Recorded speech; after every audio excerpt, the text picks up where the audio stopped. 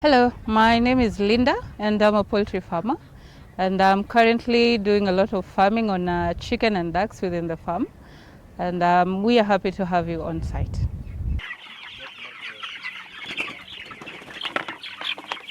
This chicken can be considered special because we raise it on pasture as opposed to the conventional rearing of chicken where a lot of farmers use a cage system. So this chicken are left around to roam and pick up their own food in the grasses. So we pick up a lot of insects, a lot of worms, and also including supplementation from our farm, that is the flies from the black soldier fly.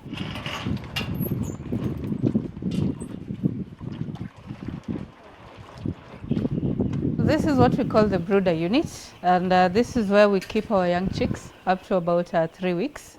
So the basic parts here will just majorly include the heating as seen by the infrared bulbs. Then we need to have sufficient water supply. So we make sure that alongside our nipple drinking system, we also have the portable drinkers.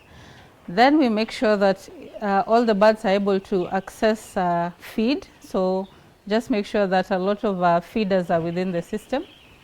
And last but not least, at least make sure that there's enough space for each bird to be able to move around and eat and drink comfortably. We normally try to introduce the black soldier fly to the birds as soon as they get to 2 weeks, so that they can be able to acclimatize and be able to get used to the feeding, so that when they get to the pasture, they're able to digest the black soldier fly in appropriate manner.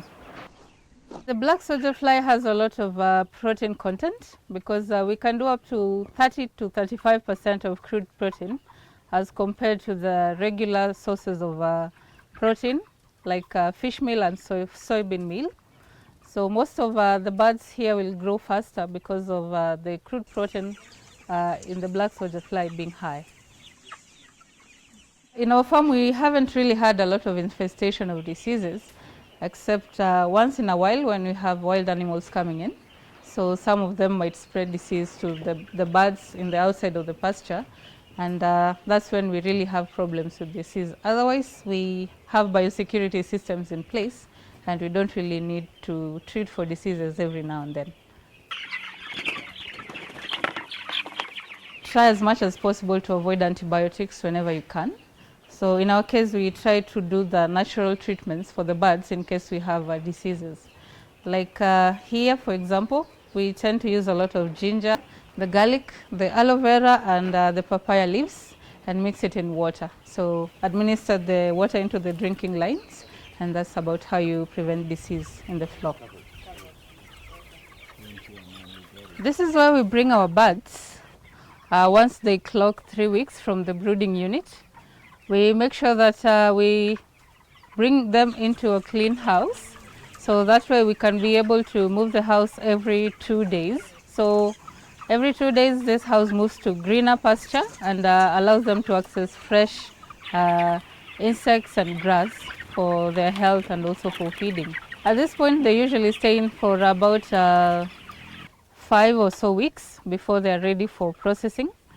And once they get to 5 weeks, we can do a live weight of about 1.5 to 1.8 kilos of the birds. The chickens that we have for eggs usually roam around because we can easily monitor them as they are paddocked in that run.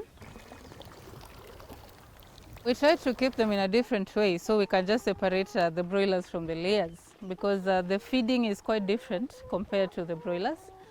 For this, we use a lot of layers mash. And we also supplement this with a lot of the azolla that we grow on the farm.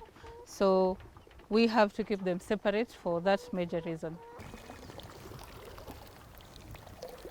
So if you're a regular farmer, you can easily do chicken farming organically because most of the input required is really available to most of the people, even the ones with low income.